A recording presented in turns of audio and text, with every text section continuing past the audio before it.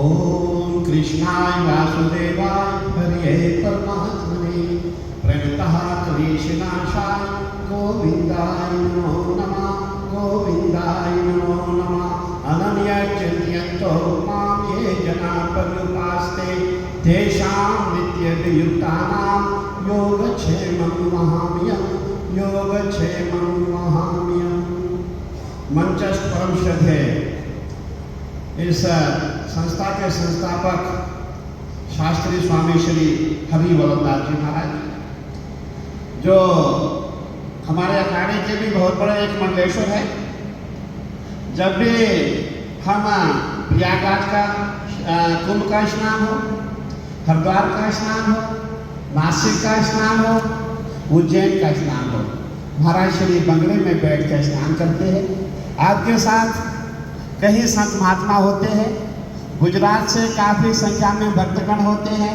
तो मैं कहना चाहूँगा कि महाराज श्री तो यहाँ के संस्थापक है ही, हमारे दिल्ली अखाड़े के भी महामंडलेश्वर है। मैं महाराज श्री को नमन करता हूँ, प्रणाम करता हूँ, वंदन करता हूँ। और हमारे जो आज के स्वामी जी हमारे हैं, जो व्यासपीठ पे उपस्थित है, महाराज श्री ने बहुत अच्छा कहा कि जो नित्य भगवान का नाम करेगा उसी का नाम जो है नित्य स्वरूप दास जी महाराज है। महाराज जी आपको नमन वंदन प्रणाम। हमारे बीच में आनंद स्वरूप जी है। मुझे कल महाराज श्री का फोन आया था, बोले गुरु जी आपको कल आना है। मैंने कहा अवश्य आऊँगा, और महाराज श्री से मेरी बात कराई थी। देखिए, मैं कहना चाहूँगा जो आपकी संस्था है ये खाली आपकी नहीं, पूरे विश्व की संस्था है। हमने अक्सर गुजरात में देखा है, स्वामी नारायण संप्रदाय खाली गुजरात में नहीं, पूरे विश्व में इस समय है। और जो इसकी शुरुआत है ये उत्तर प्रदेश से ही हुई है। जो महाराज श्री है, जो गुरुदेव है, जो भगवान साक्षात भगवान है, वो उत्तर प्रदेश से ही थे।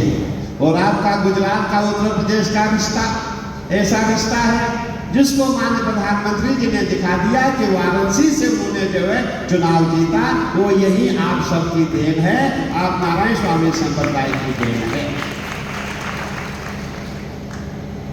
हमने देखा आज में जाते हैं और जब हम वहाँ रुकते हैं, हम भोजन आदि मेरा नारायण संप्रदाय, जो हमारा नारायण स्वामी संप्रदाय है, उसी में होता है।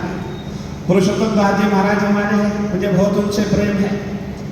हमने जब आपका जो टिप्पण आते, जब भगवान का भोग लगता है, मैं समझता हूँ रोज 56 भोग लगता होगा। ऐसा भोग लगता है कि जो टिप्पण आते थे, बड़े बड़े टिप्पण होते हैं, इतना नाना प्रकार के व्यंजन उसमें होते हैं कि एक आदमी का जो खाना 10 आदमी खा पाएंगे।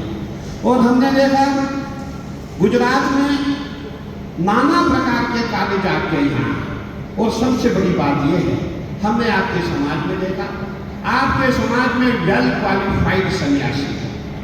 आप YouTube पे देखो, टीवी में देखो, जब आपके प्रवचन आते हैं, आपके जितने भी बड़े बड़े संत महात्मा हैं, कोई MBA किया है, कोई B.Tech किया है, कोई M.Tech किया है, कोई डॉक्टर है, कोई इंजीनियर है। मैं समझता हूँ जितने भी संत आपके वहाँ है, मेरा मानना सभी जो वेल क्वालिफाइड कोई इंजीनियर है, नाना प्रकार के संत हमने देखे। परंतु आपके यहाँ हमने कोई किसी संत में कोई कमी हो बोलने में या किसी समझाने में, हमने देखा कि जैसे भी ISKCON था, पूरे भारत में हम ISKCON को मानते थे। गीता ISKCON ने ज़्यादा उन्होंने इसके बारे में बोला था, परंतु हमने देखा इस समय जो आपके संत है, सबसे ज़्यादा वो गीता पे ही अपना भाष्य, अपना टीका करते हैं। मैंने गुजरात में ये बहुत देखा है। और सबसे बड़ी बात है, देखिए जो गुजरात की जो धरती है, ये ऋषियों की धरती है, मुनियों की धरती है, सिद्धों की धरती है, ये पटेल की धरती है, गांधी की धरती है, मोदी की धरती है, शाह की धरती है। मुझे कहने में कोई संकोच नहीं है। यत्र योगेश्वरा कृष्णो यत्र पार्थो धनुर्धरा तत्र शरीर विजयो भोज्य ध्रुवा नितिर नतिर मामा। जहाँ हमारे माननीय प्रधानमंत्री जी हैं और हमारे शाह जी है, वहाँ सब संभव है, संभव करके दिखाया। आपने देखा होगा महात्मा गांधी ने भारत को आज़ादी दी, सरदार पटेल ने नए भारत का निर्माण किया। पहले भारत नहीं था, रजवाड़े थे। सरदार पटेल ने सभी राजाओं को एकीकरण करके भारत बनाया। और हमारे माननीय प्रधानमंत्री जी जब प्रधानमंत्री पद पे अभिषिक्त हुए, उस समय हमने नया भारत देखा, हिंदुत्व देखा, सनातन देखा। अगर मुझे कोई पूछे, मुझे कहने में यह भी संकोच नहीं है कि शंकराचार्य के बाद किसी ने काम किया है, वो माननीय प्रधानमंत्री जी ने किया है। आज हम हिंदुत्व की बात कर रहे हैं। आज हमारे गुजरात से सभी संत महात्मा यहाँ आए हैं, हमारे भक्तगण यहाँ आए हैं। ये किसकी देन है? हमें 2014 से पहले याद है, जब भी हम कथा करते थे, जब भी हमारे जितने भी संत महात्मा होते थे, हमारे भक्तगण होते थे, उनके माथे पे टीका नहीं होता था, उनकी शिखा नहीं होती थी, उनके गले में यज्ञोपवीत नहीं होता था, डर लगता था। लेकिन आज आपने देखा होगा, पूरे भारत की दिशा और दशा ही बदल गई है। ये किसकी देन है? ये माननीय प्रधानमंत्री जी की देन है, माननीय गृह मंत्री जी की देन है। और मैं ये कहना चाहूंगा, पूरा भारत गुजरात का ऋणी है। आजादी किसने दी? महात्मा गांधी ने, सरदार पटेल ने। और आज का जो भारत है, ये भारत कौन बनाया? माननीय प्रधानमंत्री जी और हमारे गृह मंत्री अमित शाह जी। और अगर संतों में आप जाएं, हमने अंबाजी में देखा है, ऐसे संत हमने देखे हैं। एक बार माननीय प्रधानमंत्री जी ने कहा था, ये जो कलम है, ये मुझे एक संत ने दी है, जब वो नॉमिनेशन फॉर्म फिलअप करने गए थे। आप सबने देखा होगा। वो किसकी कलम थी? वो प्रहलाद जानी की कलम थी, जो गुजरात का सबसे बड़ा संत हुआ, प्रहलाद जानी, जिसने अपने जीवन काल में, जब उनकी आयु 10-11 साल की थी, उन्होंने जल खाना पीना छोड़ दिया। माउंट आबू के जंगल में गए, मैं स्वयं उनसे मिला था। मैंने कहा, गुरुजी ये कैसे हुआ? हम भी चाहते थे हम भी ऐसे हो जाए, हम तो हो नहीं सकते, अपना आशीर्वाद तो दे दो। हम अंबाजी में गए, अंबाजी में उनसे मिला। गुरुजी ने कहा कि मैं गुरु शिखर के जंगल में गया था, बहुत छोटा था, और उन्होंने मन में निश्चय किया था, ये जो खाना पीना मल मूत्र है, ये मुझे तपस्या में बाधा है। मेरी तपस्या में सबसे बड़ा बाधा कौन है? मल मूत्र, खाना पीना, ये अच्छा नहीं लग रहा है मुझे। और छोटे बच्चे ने क्या तपस्या की होगी। इतने में एक कन्या आती है। कन्या ने कहा, प्रहलाद क्या चाहिए? अब देखिए संत कैसे होते, गुजरात के संत कैसे हैं। और कोई संत होता, बोलता, मुझे मंत्री बनाओ, प्रधानमंत्री बनाओ, राज दो, सब कुछ दे दो। लेकिन गुजरात के संत ने कहा, गुजरात के उस बालक ने कहा, माँ मुझे कुछ नहीं चाहिए, जो ये खाना पीना मल मूत्र है, मैं इससे दूर रहना चाहता हूँ। माता जी ने कहा, कन्या ने कहा, प्रहलाद मुंह खोलो। प्रहलाद ने मुंह खोला। माता जी ने उसका जो तालू और जुआ थोड़ा हल्का सा उंगली वहां पे लगाई, उसका पूरा जीवन बदल गया। खाना पीना बंद हो गया, न जल पी रहे हैं, न खाना खा रहे हैं। और बिल्कुल जब उनको चेक किया गया, बुढ़ापे में भी वो युवा थे, युवा अवस्था थी उनकी। जब ये बात पूरे हिंदुस्तान में फैल गई, सभी साइंटिस्ट वहां आए, नासा से टीम आई, रिसर्च हुआ, लेकिन वहां पे साइंस फेल हो गई। उस गुजरात के संत, जो चुनरी वाले बाबा के नाम से जाना जाता था, उनके सामने विज्ञान फेल हो गया। ऐसे ऐसे संत हमें गुजरात ने दिए हैं, चाहे वो आध्यात्मिक क्षेत्र हो, राजनीतिक क्षेत्र हो, हमें ऐसे महापुरुषों ने पूरे दुनिया को दिया हुआ है। और आज भी हमारे माननीय प्रधानमंत्री जी, आपने देखा होगा, हमने कभी राम मंदिर की कल्पना नहीं की थी, राम मंदिर हमें मिलेगा। हमें राम मंदिर देने वाले कौन है? वही तो माननीय प्रधानमंत्री जी है, वही गृह मंत्री जी है। और देखिए संतों का जीवन कैसा जीवन है।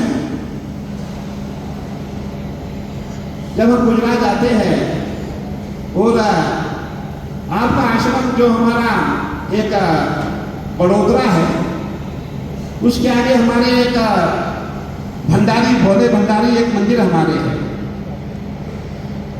काली का मंदिर भी वहां है। उसके सामने आपका एक बहुत बड़ा आश्रम है। जब हमने वहां देखा, वहां जितने भी संत हैं, सभी संत, कोई एमकॉम किया है, कोई पीएचडी किया है, कोई नाना प्रकार की डिग्रियां सबके पास है। और जब हमने देखा, पीछे मुड़ के देखा, जो हमारे संत है उनके पास कुछ नहीं था। मैंने कहा, भाई नहीं, हमें भी जो है इस फील्ड में काम करना है। और हमने आपसे लेसन लिया। और मैंने भी संतों के लिए एक विद्यालय खोला, क्योंकि बहुत जरूरी है, हमें समाज में जाना है, समाज में रहना है, शिक्षा का होना बहुत जरूरी है। इस समय सबसे ज्यादा जो शिक्षित है वो आप ही लोग हैं। यही नारायण स्वामी है जो बिल्कुल सीधे साधे दिखते हैं, ये सीधे साधे नहीं है, ये पूरे बम है, पूरे बम है, अध्यात्म के बम। और जहां पहले पर फट जाते हैं वहां पूरा सनातन सनातन आपको दिखाई देगा। मैं यही कहना चाहूंगा, बहुत अच्छा लगता है गुजरात का और यूपी का रिश्ता आपने देखा ही होगा, संप्रदाय का रिश्ता नहीं, वो भगवान का रिश्ता है। और आज जो हमारे महाराष्ट्र ने जो कार्यक्रम यहाँ पे रखा, हम पहली बार इस आश्रम में आए और हमें ऐसा लगा कि बहुत ही अपनापन लग रहा है यहाँ पे। हमारे गुजरात से सभी भक्तगण भी आए हुए हैं। हम आपको बहुत बहुत आशीर्वाद साधुवाद देना चाहेंगे। नारद जी ने भगवान से पूछा, भगवान आप कहाँ रहते हैं? भगवान कहते हैं, ना हम स्वामी वैकुंठे योगी नाम हृदयश्चै मद भक्ता यत्र गायन्ति तत्र तिष्ठामि नारदा। बोले नारद, ना हम स्वामी वैकुंठे, ना मैं वैकुंठ में रहता हूँ, ना योगी नाम हृदयश्चै, ना मैं इन योगियों के हृदय में वास करता हूँ। मद भक्ता यत्र गायन्ति, जहाँ महाराज श्री का गुणगान करते हैं, तत्र तिष्ठामि नारदा, मैं वहीं निवास करता हूँ। और आज साक्षात लग रहा है कि आज भगवान का वास पूरे आपके पंडाल में है। मैं महाराज श्री को नमन करूँगा, वंदन करूँगा। आपने हमको बुलाया, हमको बहुत अच्छा लगा, क्योंकि हम चाहते हैं कि आपसे मिलके रहें, आपसे मिलके रहेंगे। हमने गुजरात में देखा है, वहाँ एक पंथ दो पंथ नहीं, वहाँ सैकड़ों पंथ है। अभी जब हमारा जो पार्लियामेंट्री चुनाव था उस समय में गुजरात में गया, हमारा प्रयास था उस समय, माननीय शाह जी ने मुझसे कहा था कि हमें सभी पंथों को एक करना है, जितने भी हमारी जातियां हैं हमें इससे सबको सनातन में लेके आना है और बड़े बड़े पद देने हैं। मैंने कहा मानी जी बिल्कुल आप ठीक कहते, हमने पूरा प्रयास किया था, लेकिन शाह जी ने कहा नहीं, संत नहीं बनाना, इनको महामंडलेश्वर बनाना है, इनको जगत गुरु का पद देना है, तभी जाके हम एक हो सकते हैं। ये माननीय गृह मंत्री जी का विजन था। ये 2019 में मुझे गृह मंत्री जी ने कहा था और हमने तब से कार्य करना शुरू किया। जब हम गुजरात में पहुंचे और हमने गांधीनगर में आयोजन किया, वहां हमने 4 महामंडलेश्वर बनाने का प्रयास किया जो अलग अलग संप्रदाय के थे, जैसे हमारे SC ST OBC कई समाज के जो थे। जब मैं वहां पहुंचा, जितने भी वो पॉलिटिकल व्यक्ति थे उन्होंने मेरा विरोध किया। मैंने कहा भाई कारण क्या है, आप विरोध क्यों करते हैं? वो चाहते नहीं कि हम एक हो जाए, हम हिंदू ही नहीं चाहते हैं, हम मुसलमानों की बात क्या करें, हम आपस में ही मिलना नहीं चाहते हैं, हम हिंदू ही आपस में भेदभाव रखते हैं। और वो व्यक्ति था जिसको 5 बार विधायक की टिकट मिली है और 2 बार पार्लियामेंट की टिकट मिली है। इस समय वो गुजरात का विधायक है। मैंने कहा भाई आप ऐसा क्यों कर रहे हैं? उस व्यक्ति ने जहां मेरा 10,000 व्यक्तियों का कार्यक्रम था, इतना बड़ा पंडाल बना था, उस व्यक्ति ने लोगों को आने नहीं दिया। तब भी हजारों की संख्या में मेरे यहाँ लोग आए और हमने वहां पे 4 महामंडलेश्वर बनाए। मैं आपके माध्यम से कहना चाहूंगा, नारायण स्वामी का पूरा प्रयास है, आपके संतों का पूरा प्रयास है कि हम सबको एक करें, हम जाति का भेद मिटा दें। और हमने देखा आपके कई साथ हमारे पुरुषोत्तम जी आदि जितने भी अपने नारायण स्वामी के पंथ के लोग हैं वो सब हमारे पास आए, सबका प्रयास रहा कि हम सब एक हो जाएं। और पूरा जितना भी नारायण स्वामी है ये पूरा जाति पे काम कर रहा है कि हम सबको पूरे भारत में सबका एकीकरण करना है, हम सबका प्रयास है। और मैं ज़्यादा नहीं कहते हुए, हमारे महाराज श्री जो हमारे महामंडलेश्वर भी है, मैं चाहूँगा आपको भी बहुत जल्दी महामंडलेश्वर बन जाएंगे, हमारे लिए बहुत अच्छा होगा, क्योंकि आप तो महामंडलेश्वर है ही। और अभी आपने सुना होगा अभी हमारा हरिद्वार का कुंभ आने वाला है, उसके पश्चात नासिक का कुंभ है और उसके पश्चात हमारा 2028 में उज्जैन का कुंभ है। मैं महाराज श्री की ओर से सभी संत महात्माओं को निमंत्रण देना चाहूँगा, आप हरिद्वार में भी आए और महाराज श्री के साथ इनके बंगले के पीछे पीछे सभी जो है गंगा जी में स्नान करें। पुण्य के भागी बने।